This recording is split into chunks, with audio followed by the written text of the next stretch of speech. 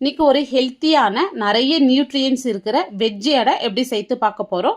அதுக்கு ஒரு கப் பச்சை பயிர் எடுத்து ஓவர் நைட் ஊற வச்சு முளை கட்டி வச்சிருக்கேன். இதை வந்து ஒரு மிக்சி ஜாரில் சேர்த்துட்டு கொரகொரப்பாக அரைச்சி எடுத்துக்கலாம். இந்த அளவுக்கு கொரகொரப்பாக இருக்குன்னா இப்போ எல்லா வெஜிடேபிள் வந்து துருக்கிட்டு சேர்த்துக்கலாம். ஒரு கப் கேரட், ஒரு கப் சொரக்காய், இப்போ ஒரு கப் வந்து கீரை வந்து பாலக்கீரை நல்லா பொடியாக கட் பண்ணிட்டு சேர்த்துங்க. ஒரு பெரிய உருளைக்கிழங்கை எடுத்து துருக்கிட்டு சேர்த்துங்க. ஒரு பெரிய தக்காளியை எடுத்து உள்ள இருக்கிற விதெல்லாம் எடுத்துட்டு இந்த மாதிரி பொடியாக கட் பண்ணிட்டு சேர்த்துங்க.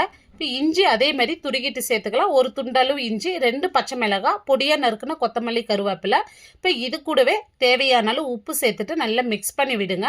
இப்போ இந்த மாதிரி நல்லா மிக்ஸ் பண்ணி எடுத்த பிறகு 2 கப் அளவு அரிசி மாவு சேர்த்துக்கலாம். இப்போ இது கூடவே காரத்துக்கு 1 ஸ்பூன் வந்து சில்லி பவுடர், 1 ஸ்பூன் நெய் சேர்த்துட்டு இப்போ தண்ணி விடாத இந்த மாதிரி நல்லா பிசைந்து எடுத்துங்க. இந்த வெஜிடபிள் இருக்கிற ஈரத்துலேயே இப்போ தண்ணி சேர்க்காதே இந்த அளவுக்கு பிசைந்து இருக்கும். இப்போ கொஞ்சம் கொஞ்சமாக தண்ணி தெளிச்சு விட்டு பிசைந்து எடுத்துங்க.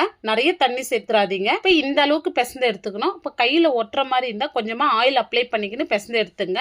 இப்போ தேவையான சைஸ் எடுத்து ஒரு பாலித்தீன் கவரில் ஆயில் அப்ளை பண்ணிட்டு இந்த மாதிரி தட்டி எடுத்துங்க. இப்போ ஒரு பேன் வச்சுட்டு நான் நெய் சேர்த்துருக்கேன். இதுக்கு பதில் நீங்கள் ஆயில் கூட சேர்த்துங்க.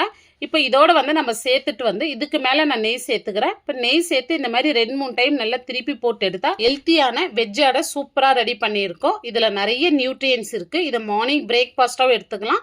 குழந்தைங்களுக்கு லஞ்ச் பாக்ஸாகவும் கொடுத்து விடுங்க. இந்த வீடியோ பிடிச்சிருந்தா லைக் பண்ணிட்டு சப்ஸ்கிரைப் பண்ணிடுங்க.